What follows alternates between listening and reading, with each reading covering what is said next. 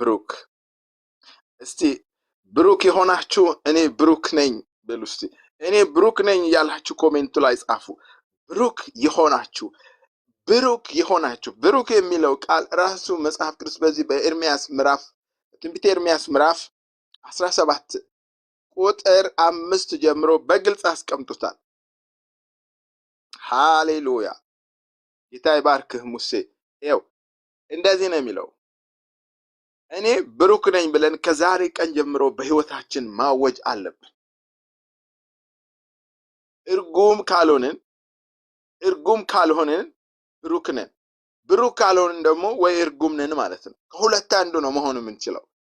እኔ ብሩክ ነኝ እንበል። እግዚአብሔር የጠራን ሰዎች ሃሌሉያ ሃሌሉያ። ቁጥር 6 ላይ ቁጥር 7 ላይ በእግዚአብሔር የታመነ አያችሁ፣ እምነቱም እግዚአብሔር የሆነ ሰው ብሩክ ነው ይላል። ዛሬ በኢየሱስ ስም አውጁ ወንድሞቼና እህቶቼ፣ እኔ ብሩክ ነኝ። ስፍራዬ መልካም ስፍራ ነው። ሃሌሉያ። እለመልማለሁ፣ አልፈራም፣ አልሰጋም፣ ፍሬያማ ነኝ። ሃሌሉያ። ይሄ ዛሬ ፍሬያማ እንዳልሆንን ለሚነግረን መንገድ አለብን። አይ አም ብሩክ፣ እኔ ብሩክ ነኝ ማለት አለብን። ሃሌሉያ።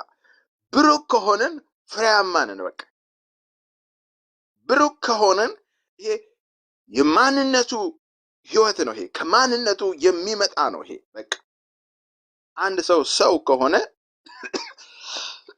ልክ ሊኖረው እንደሚገባው ማንነት እንደማለት ነው።